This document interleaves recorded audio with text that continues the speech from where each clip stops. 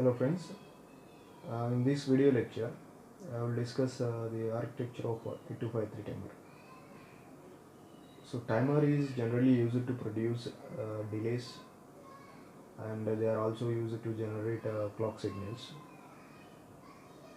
But these delays and clock signals, they can be generated by a software program, that is by a software approach, or by hardware components. So in a software approach, the processor can generate these delays in a loop. You can create a delay loop, and then you can generate the required delays. But the problem is that the processor completely engaged in executing the delay program just to produce some delay. So the processor cannot be used for other any functions or other any operations. So that is the drawback that we have in the software approach.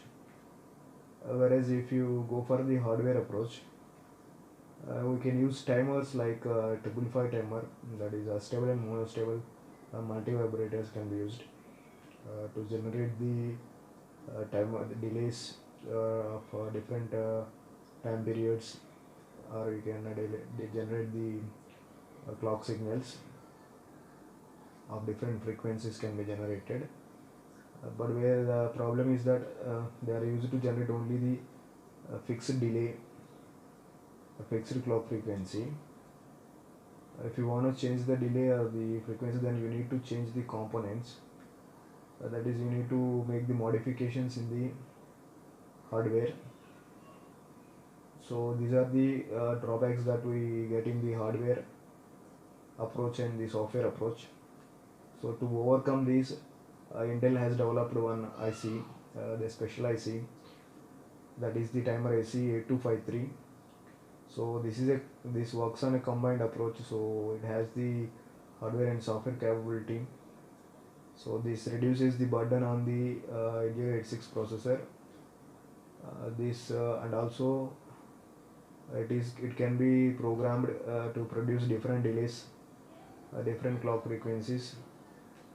So we know that embedded systems, they require timer. They operate on different clock frequencies. That means the different components in embedded system, they operate on different clock frequencies. So different clocks should be required for the embedded systems. So in such cases, the timer IC is very useful. So timer IC has found several applications. So now let us look at the architecture of this timer 8253.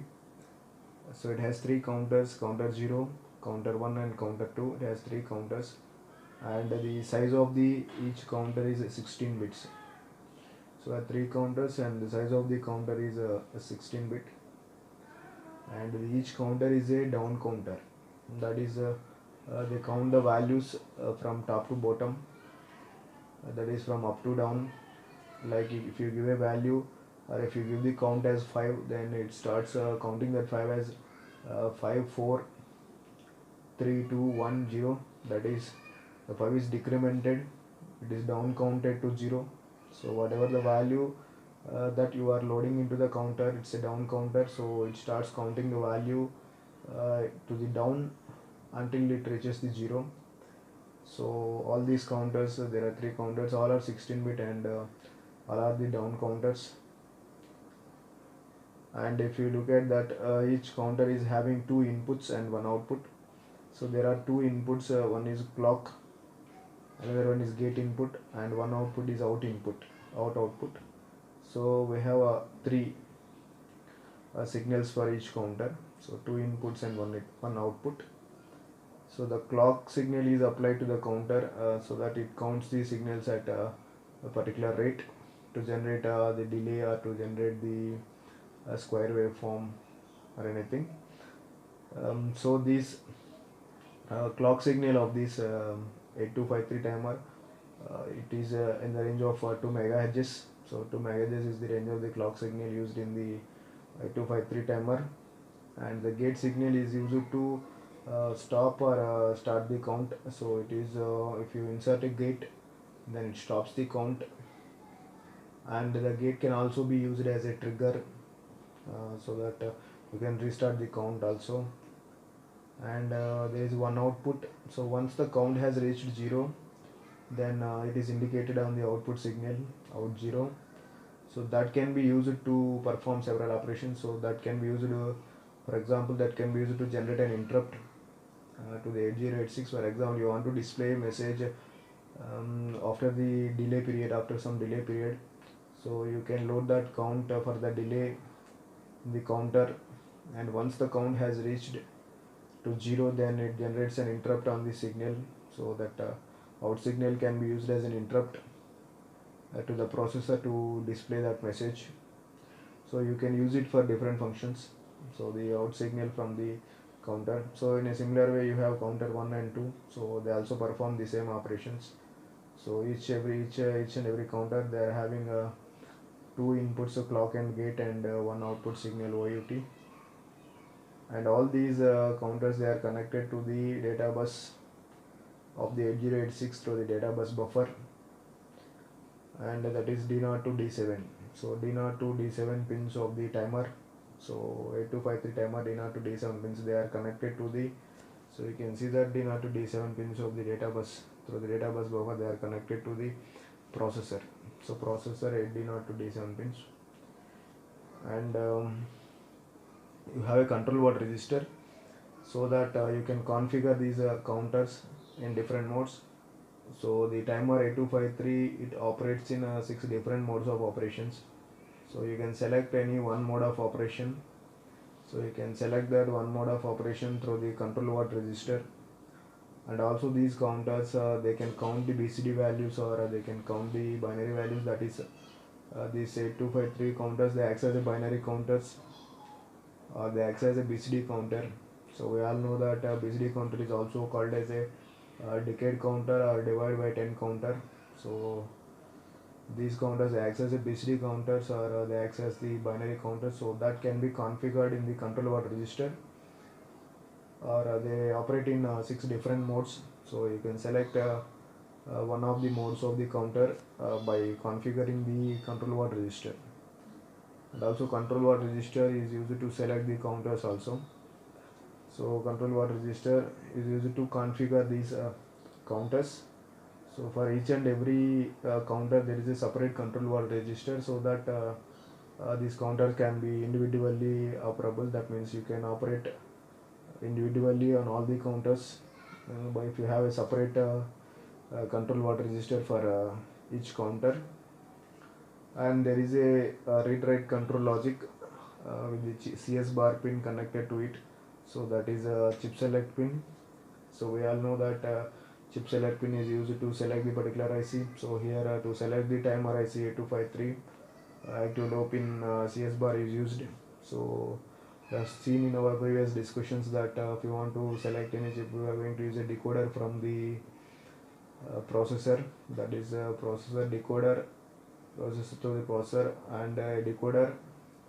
We can select the CS bar pin, and that is connected to here timer 8253, and some of the signals are directly connected to the processor. That is read and write signals are directly connected to the processor, read and write signals. And also A0 A1 address lines, they are also used here for selecting the counters or control word register. So I have two lines, A0 and A1 lines. So these A0 A1 lines, they are used to select one of the counter or a control word register. That is by using A1 A0, 4 possible combinations are there. So by using that 4 possible combinations, you can select 3 counters and one control word register.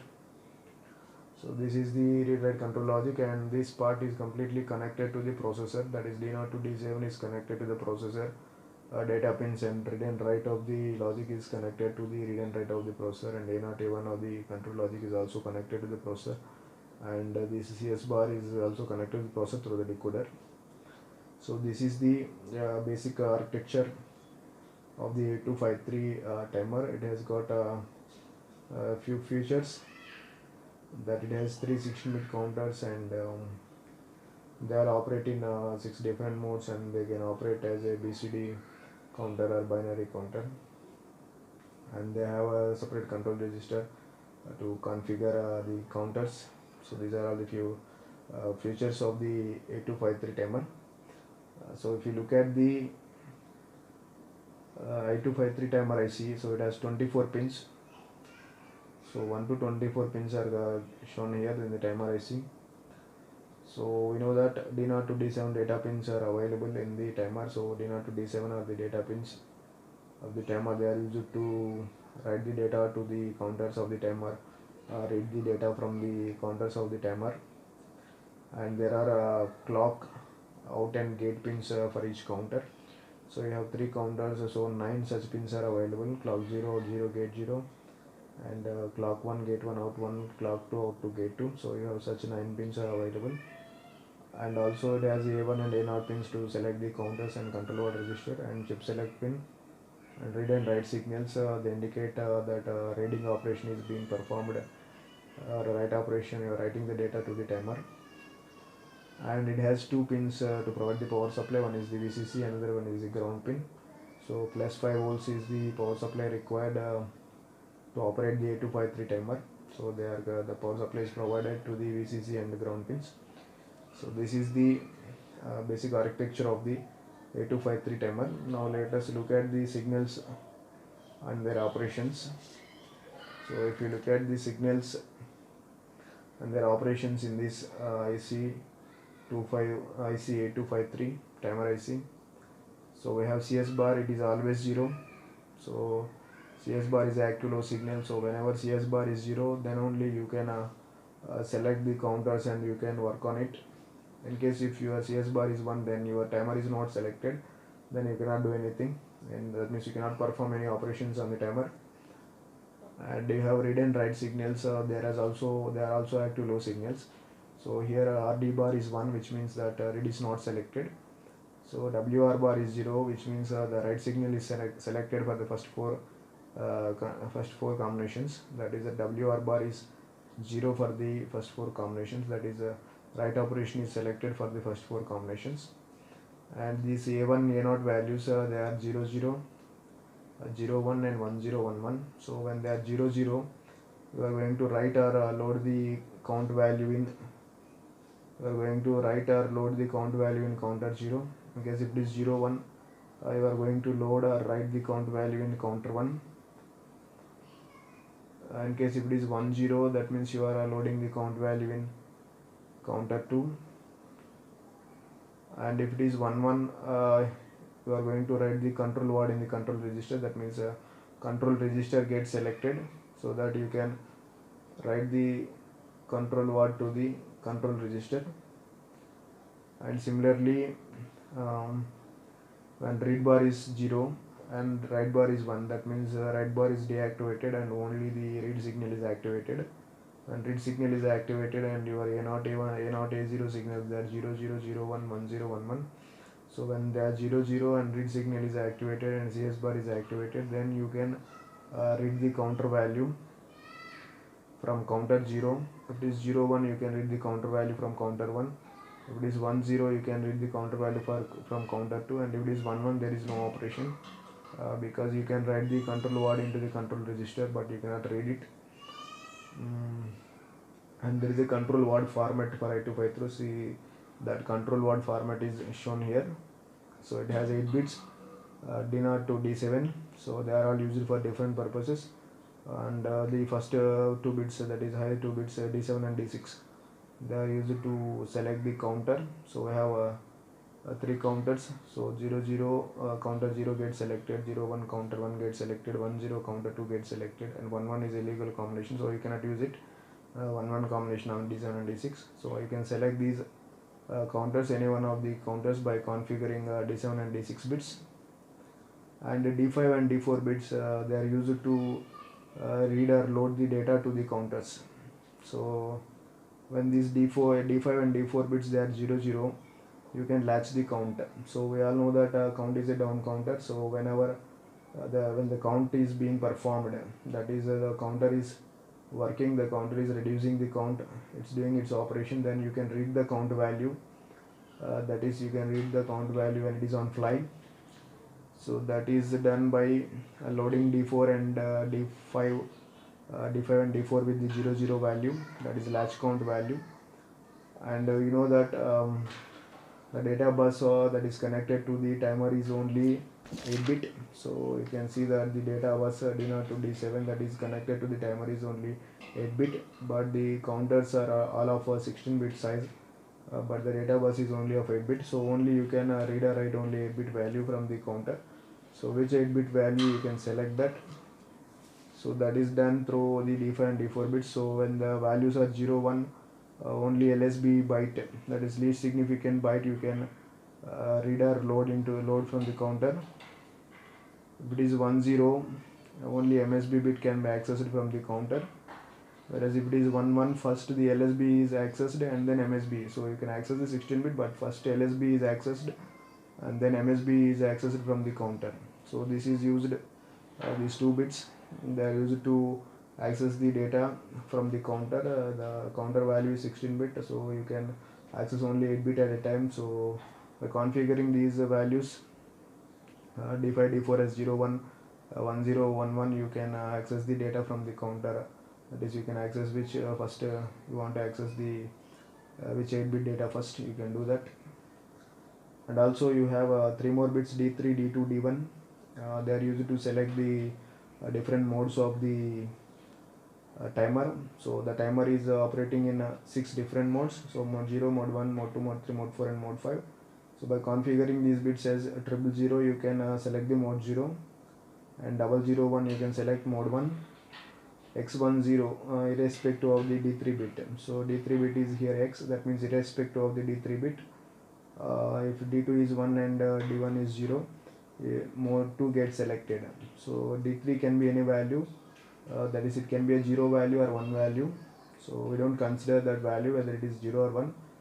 So it depends, only the 2 values D2 and D1 are considered. That is, it is 1 0, mode 2 is selected, and it is 1 1 and mode 2 is mode 3 is selected.